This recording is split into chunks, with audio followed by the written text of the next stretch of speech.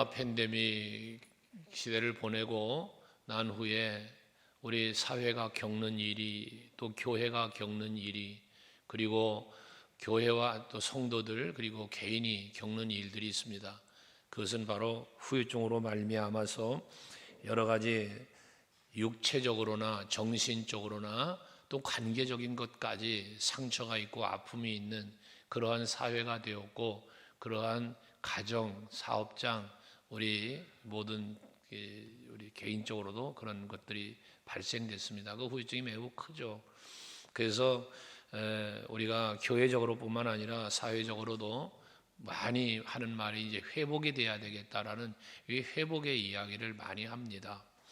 특별히 우리가 회복이 필요한 이 시대에 교회에도 회복이 있어야 되겠는데, 교회 회복을 말한다면 성도들의 영성과 삶의 회복이 더불어 이루어짐을 의미한다고 볼 때, 과연 그 회복은 무엇을 위한 회복, 또한 어떻게 회복을 할 것이냐라고 질문한다면 단연코 저는 믿음의 회복이다라고 말할 수 있겠습니다. 교회가 회복된다는 것은 성도들이 회복되는 거예요. 성도가 회복되지 않는데 교회가 회복될 수가 없습니다. 그러면 이 회복은 무엇이 회복돼야 될까? 우리 영성인데, 이 영성의 회복은 결과적으로는 믿음의 회복입니다. 오늘 말씀의 제목을 믿음이 회복되는 교회라 이렇게 정했는데, 이 교회라고 하는 의미는 성도 여러분을 의미하는 거예요. 그래서 믿음이 회복되는 성도가 되시길 바라고, 그 여러분들의 회복이 결국 교회 회복으로 이루어지는 그런 은혜가 있기를 주의 이름으로 축원합니다. 간혹 그런 말씀을 여러분에게 드렸지만, 지난 금요 예배도 얘기했지만, 우리 성도 한 사람 한 사람을 성전이다, 교회다 이렇게 말하잖아요. 그런데 여러분 한 사람이 교회라고 해서 여러분 개인적으로 개체적으로 있을 때는 교회가 아니에요. 여러분 한 사람 한 사람이 이렇게 성전으로 모일 때 이 모임이 교회가 되는 거예요. 그래서 여러분들이 개인적인 영성의 회복을 시킨다고 해서 뭐 기도원도 다니고 금식도 하고 여러분들 개인적인 여러 가지 애를 쓰는데요, 그 여러분의 개인적인 영성을 회복시킨 그 회복을 가지고 교회로 모일 때 이게 진정한 교회의 회복이 되는 거고, 이게 진정한 믿음의 회복이 이루어지는 거예요. 오늘 성경에도 보면 사도들의 손을 통해서 많은 표적과 기사가 일어나는데, 그 모든 되어지는 일을 보면서 많은 사람들이 믿음이 회복되면서 어떻게 돼요? 모였다는 거예요. 예루살렘으로 모였고, 여기 예루살렘에 모인 건 성전으로 모이는 거죠. 이렇게 믿음을 중심으로 모이기를 힘썼다는 거죠. 그게 바로 초대교회, 사도행전적인 교회가 세워져가는 힘이 됐고, 그것이 결국 이 복음의 물결이 각처로 퍼져서 세계 각처의 이방 나라에게까지, 로마에 이르기까지 교회가 세워지는 역사를 이룬 것입니다. 하기에 오늘 예배 가운데 여러분들의 믿음이, 여러분 한 사람 한 사람의 믿음이 회복되어져서 그 회복되어진 믿음으로 교회로 모여서 우리 교회가 회복되어지고, 우리 교회의 회복으로 말미암아 한국 교회를 회복시키고, 더 나아가 또 세계 각처의 교회들을 우리가 한 번 더 회복시켜 나아가는 세계 중심의 교회, 세계 모델이 되는 교회, 이 만들어가는 우리 모두가 될 수 있기를 바랍니다. 오늘 본문에서 말씀하고 있는 것은 결국 믿음의 회복으로 말미암아 그 믿음의 회복이 교회 회복으로 이루어지면서 뭐였어요? 세상을 회복시키는 이야기예요. 이게 많은 사람들이 이 믿음의 사람, 사도들과 또 성도들과 이들을 통해서 막 표적과 기사가 일어나니까 세상을 변화시키는 일이 벌어지기 시작을 한다 그 말이에요. 그래서 교회의 본질적인 어떤 그 생명력이라고 하는 것은 결코 그 무엇으로도 무너질 수 없다. 역사적으로 보면 얼마나 박해도 있었고 어려운 일들이 많이 있었어요. 우리 한국 교회사도 그렇고 세계사를 봐도 그렇고 교회는 많은 핍박이 있었어요. 하지만 교회가 무너지질 않았어요. 언제나 교회는 살아났어요. 성장했어요. 그게 오늘 우리들에게까지 온 거거든요. 그럼 여 중심에 뭐가 있었느냐? 믿음이 있었다는 거죠. 우리 서강교회에 교회다운 교회를 이루기 위해서 세상 어떤 것으로부터도 훼손되지 않고 약해지지 않고 무너지지 않고 믿음의 반석 위에 세움을 입어가는 우리 서강교회가 될 수 있길 바라고 여러분 모두가 될 수 있기를 바랍니다. 그런 의미에서 세상에 의해서 무너지거나 약화되는 것이 아니라 도리어 세상을 변화시키고 세상에 유익을 끼치는 교회, 생명력 있는 교회라고 우리가 표현하는 건데, 이러한 교회가 결국 완전한 교회가 되는 거죠. 교회다운 교회가 되는 것입니다. 하지만 오늘날 교회는 불안해 보입니다. 세상 사람들이 교회를 조롱하고 손가락질하고 염려하는 시대가 됐다고 그랬잖아요. 그럼 왜 완전해야 할 교회가 왜 불완전한 교회로 보여질까? 완전해야 되는 교회가 불완전해 보이는 이유가 무엇일까? 그것은 바로 성도들의 믿음이 완전치 못하기 때문이라는 거예요. 여러분, 교회 건물이 불안합니까? 교회 성전의 이 십자가가 불완전합니까? 아니에요. 교회가 불완전해 보이는 이유, 교회가 세상 사람들에게 손가락질 당하고 조롱받는 이유, 성도들의 믿음이 완전치 못하기 때문이라는 거예요. 여러분들이 나아가서 신앙생활, 나아가서 살아가는 삶 속에 가정에서든 이웃들에게든 여러분들이 온전한 믿음으로 살아가면 우리 서강교회는 불완전한 교회로 보여지질 않아요. 그런데 여러분들이 살아가는 삶의 현장에서 완전하지 못한 믿음으로 불안하게 살아가는 그리스도인답지 못하게 살아갈 때 우리 교회를 불안하게 보는 거예요. 그러므로 정말 여러분들의 삶의 현장에서 여러분의 믿음이 불완전한 믿음이 아니라 완전한 믿음의 회복을 이루어서 살아가시면서 많은 이웃들에게 온전한 그리스도인의 모습을 보여주면서 우리 서강교회는 정말 이웃의 많은 사람들이 찾아와서 서로 함께 믿음으로 더 성숙해가고 교회를 든든하게 세워져가는, 오늘 여기 성경의 본문처럼 믿고 죽게 나오는 자가 더 많다. 그러니까 그것이 바로 여러분들의 모습이 될 수 있고 우리 교회의 모습이 되기를 원하는 것입니다. 그런 의미에서 우리 교회가 강조해야 될 것들이 뭘까? 우리 교회가 추구해 가야 될 것이 무엇일까라는 거예요. 우리 세상은 정치 또는 경제, 문화, 안보 등등으로 건강한 나라, 번영하는 나라, 안정된 나라를 말합니다. 그러나 교회의 완전성은 그런 것과는 다릅니다. 조직을 잘 갖춘 교회가 완전한 교회입니까? 재정이 넘쳐나는 교회가 완전한 교회일까요? 아닙니다. 조직이 완전하지 못해서 당회 조직이 없어 임시 조직 뭐라 그럽니까? 교회 총회 법상 말하는 그런 조직적인 교회는 되어 있지 않아도요. 교회다운 교회는 많습니다. 재정이 부족해서 빚더미에 앉아 있어도 교회다운 교회가 있습니다. 오히려 조직이 튼튼하고 오히려 재정이 넘쳐나는 교회가 더 시끄럽고 문제 있고 다툼이 있는 교회들 많습니다. 무엇 때문에 그럴까요? 교회 안에 온전한 믿음의 회복이 없기 때문에 그렇습니다. 교회의 중심이 되는 예수가 중심이 되어 있지 않기 때문에 그런 일이 벌어지는 겁니다. 우리 서강교회는 예수가 중심인 교회, 하나님의 말씀이 중심인 교회, 그것이 온전히 믿음으로 증거되는 교회가 되어지기를 바라는 겁니다. 우리 교회가 이런 회복이 있는 교회가 되기 위해서 우리 각 성도 여러분들의 믿음이 회복을 이루자는 것을 반복적으로 말씀드리는 거예요.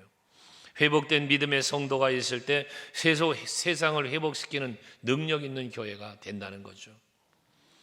믿음을 예수님께서는 마태복음 17장 20절에 보면 믿음에 대한 강조를 어떻게 했냐면 겨자씨 하나할 만한 믿음이라는 말씀을 해요.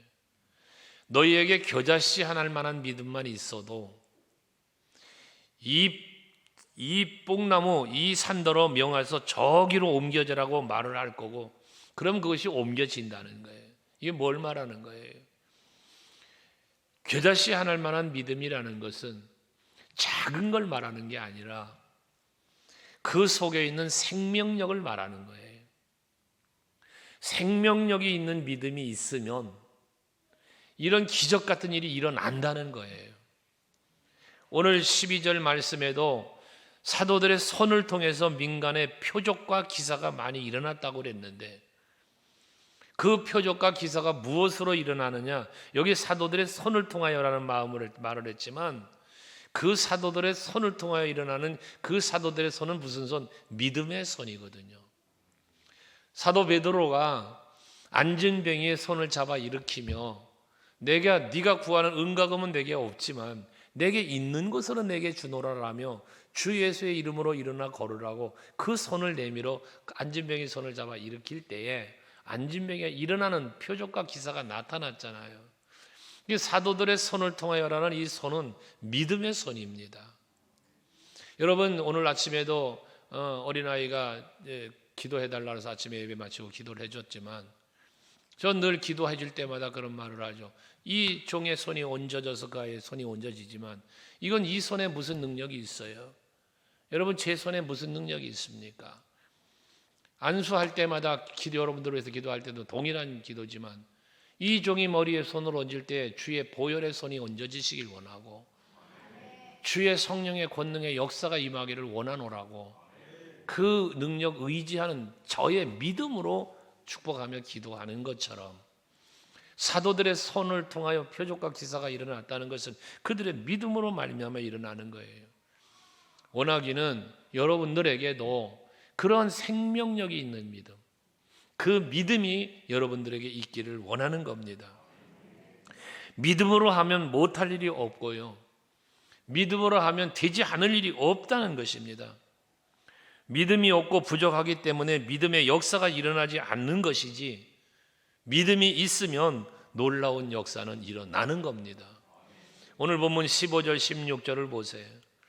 심지어 병든 사람을 메고 거리에 나아가 침대와 요 위에 누이고 베드로가 지날 때에 혹 그의 그림자라도 누구에게 덮일까 바라고, 베드로가 지나가는데 그림자라도 이 병자의 몸에 지나가면 그 병이 나을 거라고 뭐 했다는 거예요? 믿었다는 거예요.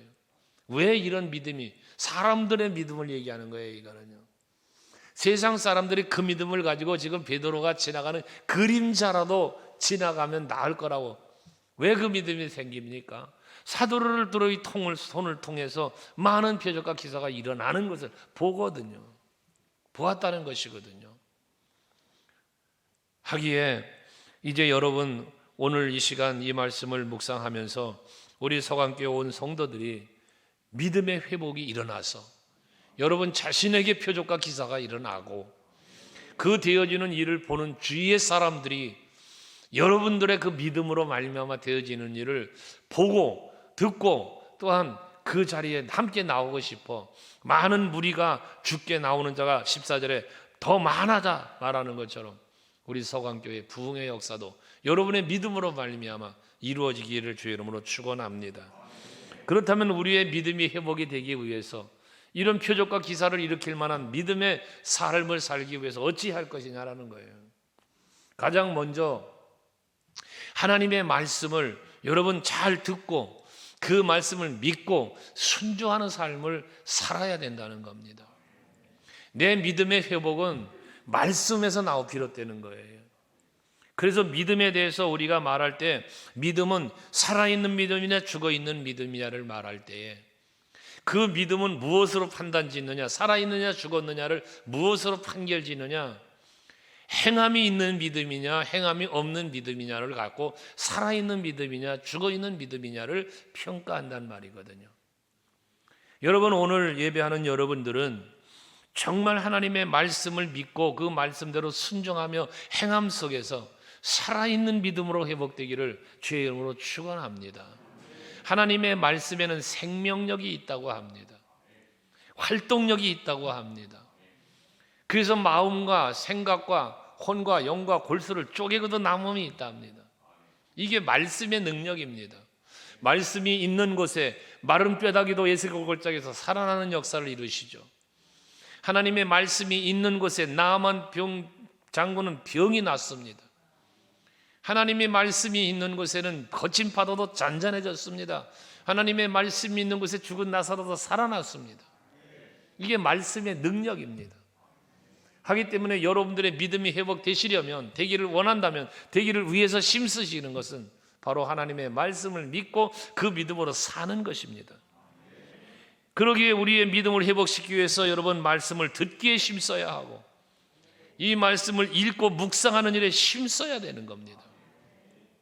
로마서 10장 17절 말씀을 우리가 자주 묵상하는 말씀 중에 하나인데요, 한번 같이 읽을까? 시작. 그러므로 믿음은 들음에서 나며 들음은 그리스도의 말씀으로 말미암았느니라. 여러분, 여러분의 믿음이 회복되려면 말씀을 들어야 되는데 무슨 말씀? 그리스도의 말씀이라 그랬어요. 예수에 대한 말을 들어야 되고 예수께서 하시는 말씀을 들어야 된다는 거예요. 그게 여러분 믿음을 회복시키는 유일한 통로라는 거예요. 세상 소리 듣고 믿음 크지 않아요, 여러분. 사람의 말로 여러분 이 믿음이 자라는 게 아니에요. 여러분 지금 제가 말씀을 선포하고 있잖아요.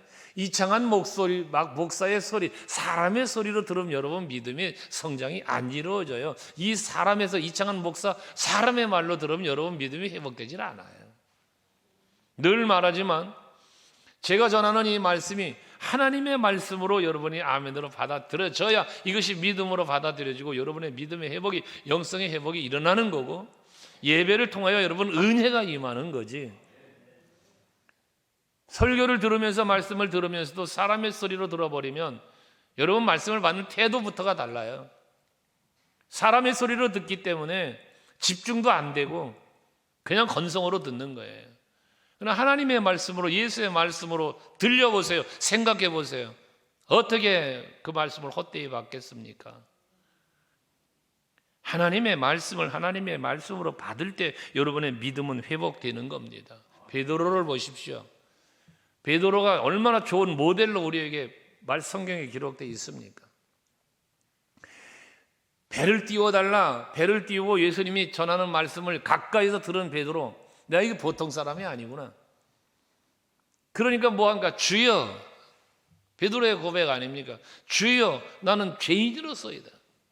나를 떠나서서.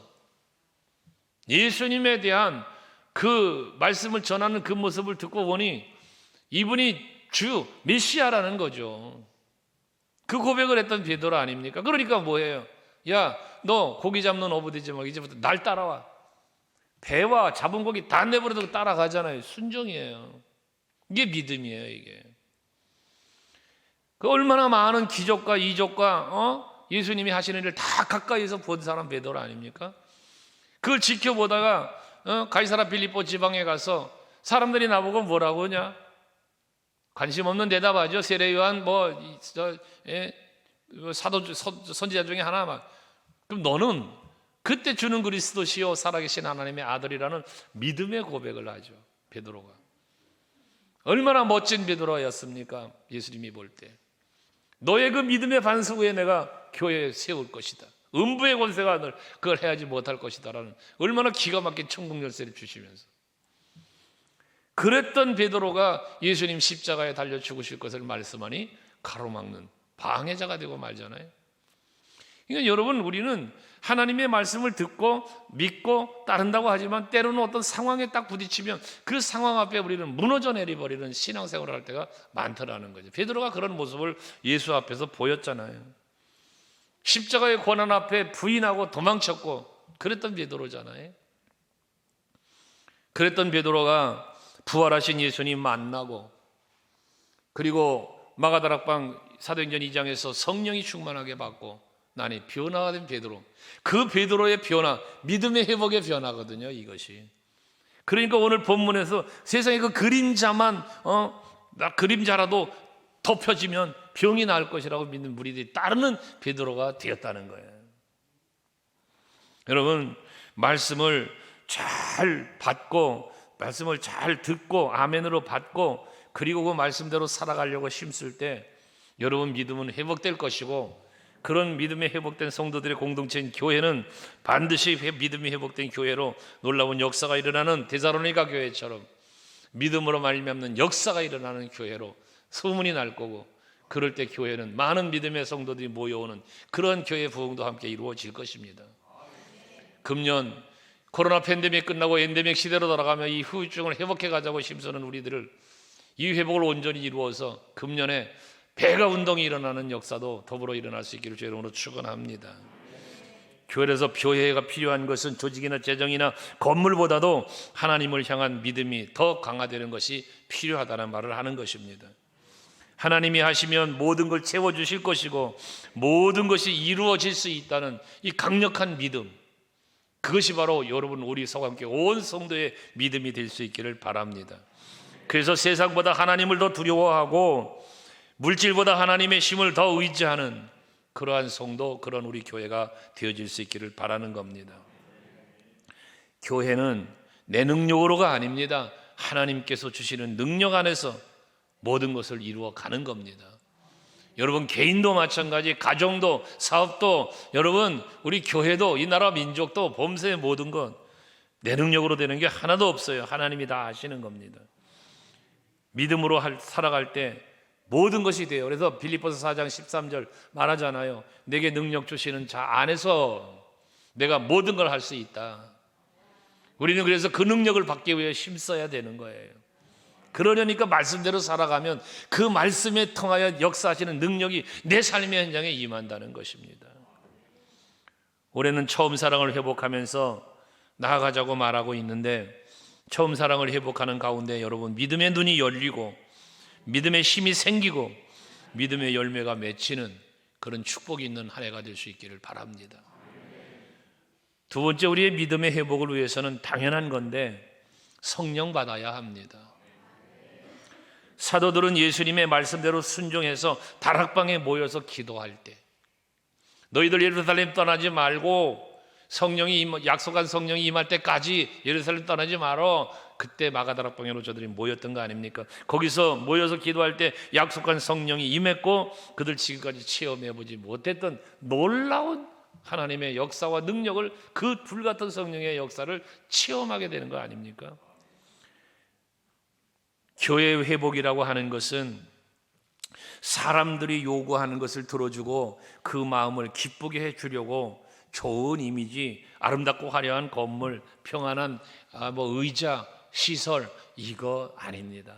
이게 교회 회복이 아닙니다.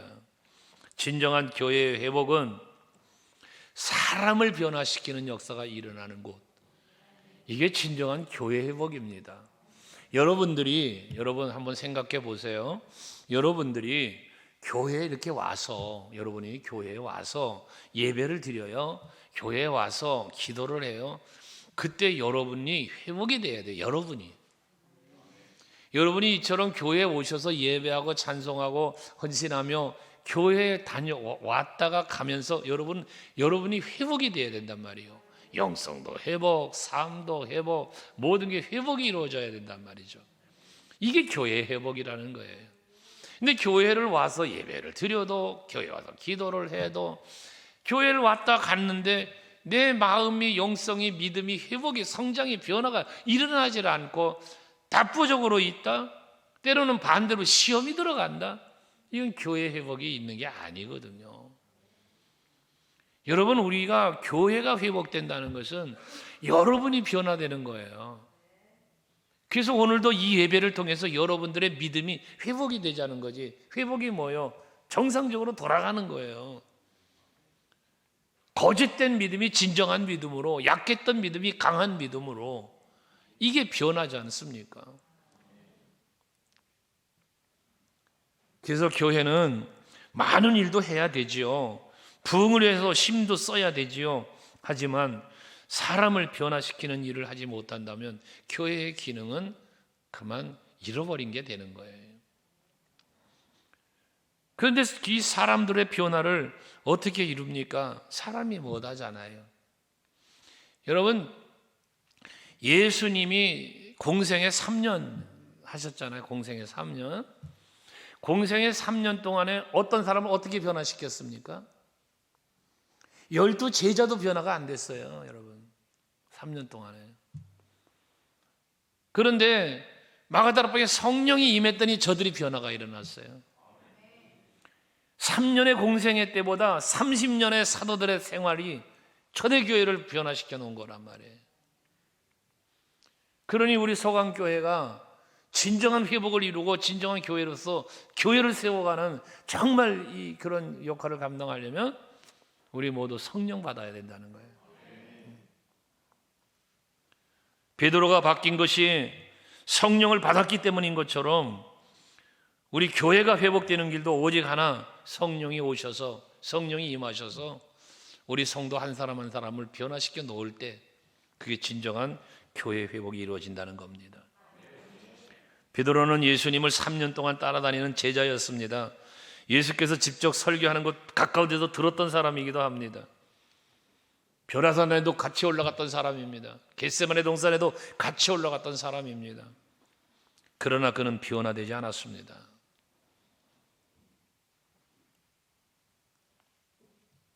어쩌면 오늘 우리들의 신앙생활은 변화되기 이전의 베드로라고 생각할 수도 있습니다. 교회를 나오고 말씀을 듣고 훈련을 받고 봉사도 하지만 고난이 오고 예수께서 십자가에 죽어가는 그런 어떤 위기가 놓였을 때 얼마든지 등지고 부인하고 도망가는 베드로 모습처럼 우리도 그럴 가능성이 있다는 거죠.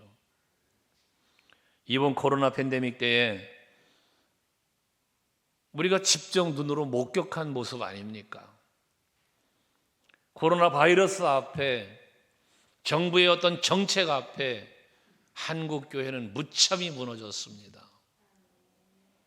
여러분들은 어떠셨습니까? 코로나 팬데믹이라는 이 상황 앞에서 여러분들은 어떠셨냐고요. 이게 한국 교회의 모습이었고, 바이러스 앞에 속수무책으로 넘어져 버린 교회의 모습이었고 성도들의 모습이었다는 거죠.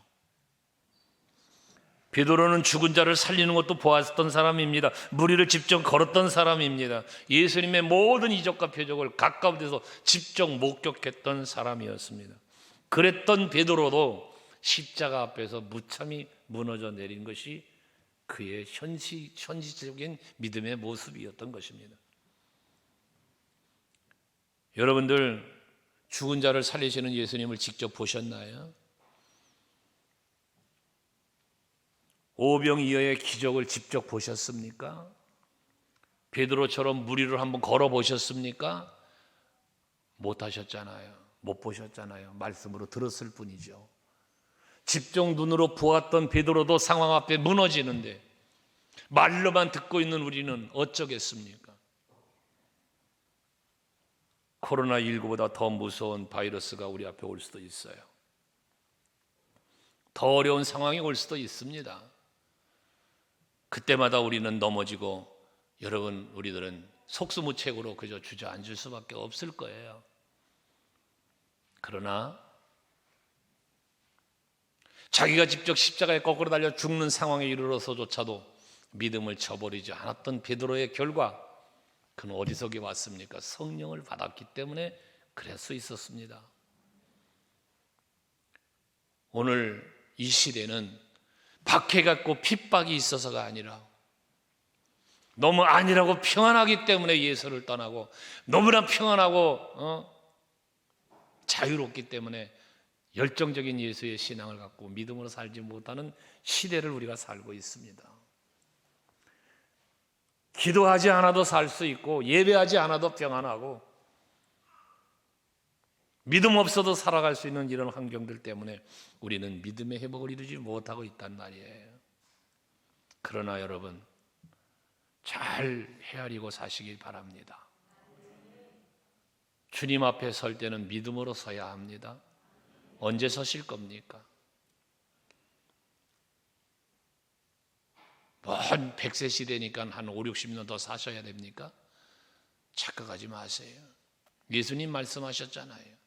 내가 오늘 밤 너의 영혼을 데려간다면 너에게 그것이 무엇이 유익하냐?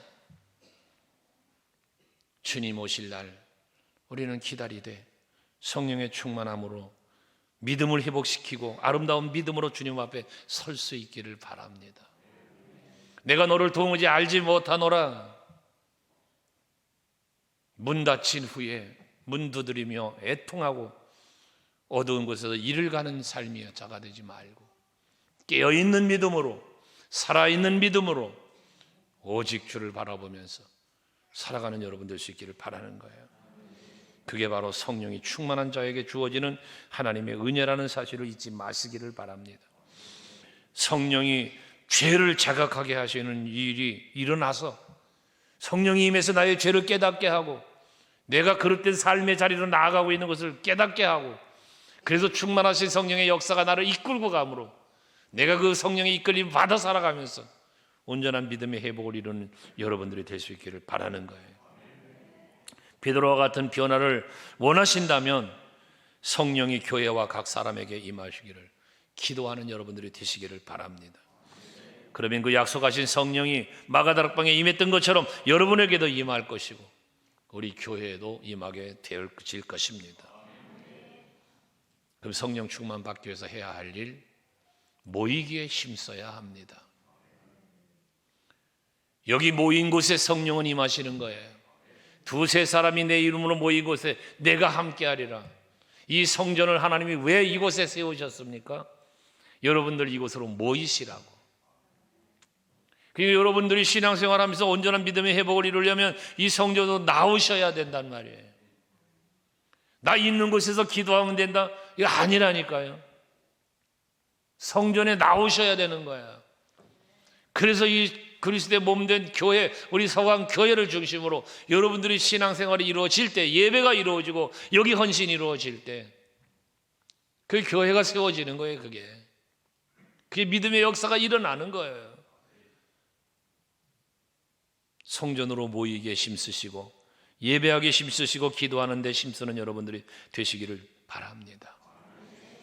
그리고 한 가지 더, 믿음의 회복이라고 하는 주제 속에서 또 한 가지 말할 수 있는 것은 복음을 전파하는 겁니다. 이게 왜냐하면, 이건 뭔 얘기냐 하면 처음에도 얘기한 것처럼 나 한 사람의 믿음의 회복으로 끝나는 게 아니라 나 한 사람의 믿음의 회복은 교회의 믿음의 회복, 더 나아가서 세상 사람들을 믿음으로 회복시키면서 교회로 돌아오게 하는, 하나님의 품으로 돌아와 하나님의 나라를 확장하는 이런 역사 이룬다고 했잖아요. 그러니까 우리가 복음을 전한다는 것은 우리가 복음을 받아서 믿음이 생겼고 그 복음을 들음으로 믿음이 생겨서 우리의 믿음의 회복이 이루어졌고 믿음으로 죄를 감당하잖아요. 그런데 내가 복음을 전하는 자가 될 때는 전하면서 내 믿음이 커지는 거예요.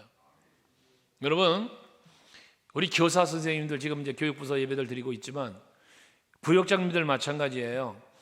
말씀을 내가 나누기 위해서는 어떻게 돼? 내가 준비해야 되잖아. 교사든 부역장님들이든 이 준비를 하잖아요.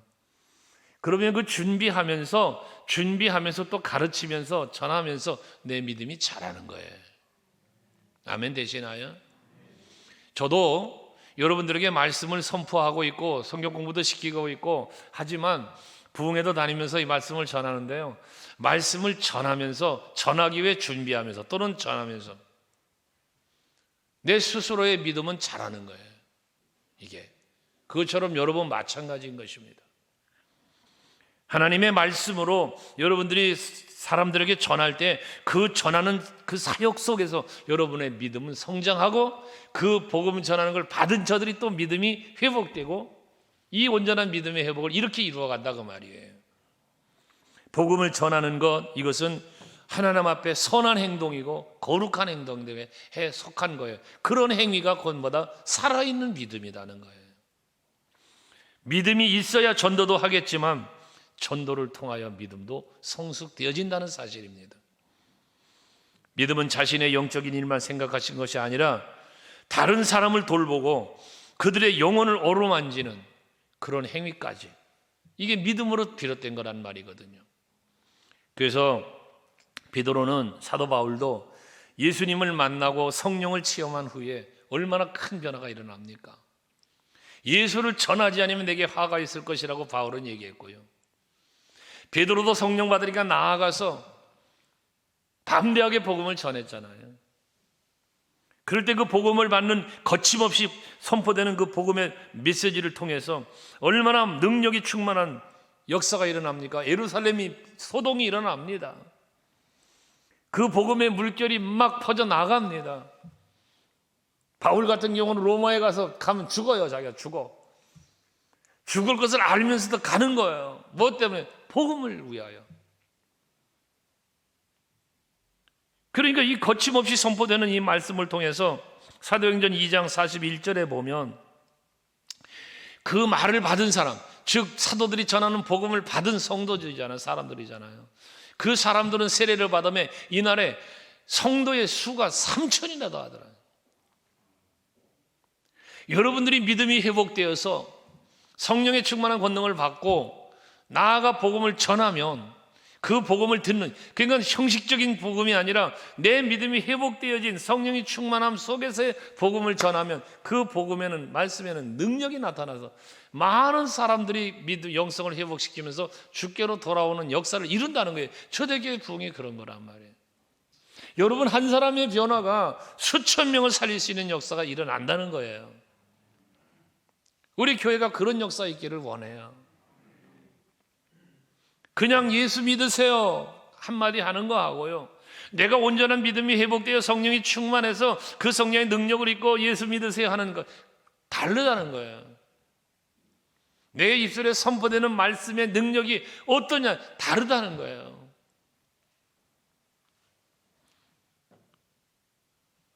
베드로가 성령을 받고 나아가서 담대히 복음을 외칠 수 있도록 제자다운 제자로 회복이 되었던 것처럼 우리 교회도 이런 성도들로 가득 채워지는 은혜가 있기를 축복합니다.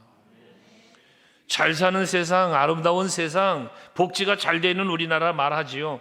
하지만 예수를 믿음으로 구원도 받고 하늘의 소망을 두고 살아갈 수 있도록 우리 교회가 바로 이 세상에 그런 일을 감당하는 교회로 세워져 갈 수 있기를 바라는 겁니다. 그래서 베드로는 베드로후서 3장 18절에 오직 우리 주 곧 구주 예수 그리스도의 은혜와 그를 아는 지식에서 자라가라 했어요. 예수를 알아야 된다는 거예요. 그리스도를 알아야 된다는 거예요. 그게 믿음의 본질이니까요. 그리고 예수를, 그리스도를 알고 보니 이런 분이구나, 이걸 어떻게 내가 전하지 않고 살 수가 있어. 그 예수를 믿어야 내가 산 것처럼 당신도 믿어야 살아. 그러니까 전하는 거예요. 우리가 코로나 엔데믹이라고 하는 후유증을 겪고 있는 이 시대에 있지만 이런 영적인 부담감을 잘 이기고 세상에 나가서 복음을 전하기 위해서 이제부터는 전도하는 일에 힘쓰는 우리 모두가 될 수 있기를 바랍니다. 기도하며 성령의 권능을 받지 않으면 복음 전도자의 삶을 살 수 없어요. 성령이 임하여야만 이게 가능해지는 거예요. 토스트 전도를 우리가 하지만 그 토스트 전도도요, 그냥 단순히 빵을 구워서 맛있어요, 잡숴보세요, 이거 하고 성령이 충만한 가운데에서 그 영혼을 사랑하는 마음 갖고 토스트를 굽고 그 사랑하는 마음으로 참 토스트 하나 잡수세요 라는 말, 그 다르잖아. 중심이. 그래서 항상 기도하고 날마다 또 모이게 힘쓰고 할 때에 성령의 충만함으로 권능을 받게 되고 나아가 복음을 전하는 삶도 사게 되는데, 이러한 모든 것들이 결국은 믿음의 회복이 이루어지면서 가능해진다는 이야기입니다. 사랑하는 성도 여러분, 베드로에게 이런 은혜를 주셨다면 오늘 우리들에게도 동일한 은혜를 주실 겁니다. 이걸 믿으시기를 바랍니다. 그러나 잊지 말아야 할 것은 믿음은 어느 날 갑자기 생겨지는 우연의 산물이 아니라는 것이에요. 교회만 나온다고 되는 것도 아니에요. 어떤 종교적인 의식적 행위처럼 그냥 예배의 어떤 의식으로 인해서 드려지는 것도 아닙니다. 예배를 드리고 기도한다고만 되는 것도 아닙니다. 성령이 임하셔서 역사하셔야만 되는 일입니다. 우리 교회와 성도 여러분들이 그러므로 성령이 내게 임하시고 나에게, 우리 교회에 임하도록 우리는 앞에서 말한 것처럼 모이기에 힘쓰고 기도하기에 힘쓰고 그 능력으로 복음을 전하는 일에 힘쓰는 여러분들이 될 수 있기를 바랍니다. 그리할 때 성령께서는 여러분들에게 감당할 수 있는 능력을 공급해 주시고 그 공급해 주시는 능력으로 우리는 내 개인적 신앙의 승리도 하고 또 교회도 바르게 부흥시켜 갈 수 있다는 것이죠. 말씀 맺겠습니다. 우리는 믿음이 회복되어야 하나님의 기쁨이 되는 삶을 살 수 있고 교회다운 교회를 만들어갈 수 있습니다. 이 믿음의 회복을 위해서는 하나님의 말씀에 순종하는 여러분 되시기를 바라고 성령을 받기 위해 힘쓰시기 바라고 또 나아가 그 복음 그 예수를 전하는 일에 힘쓰는 여러분들이 되셔서 개인의 믿음의 회복과 교회의 믿음의 회복과 그리고 하나님의 영광을 드러낼 수 있는 우리 모두가 되기를 주의 이름으로 축원합니다. 기도하겠습니다.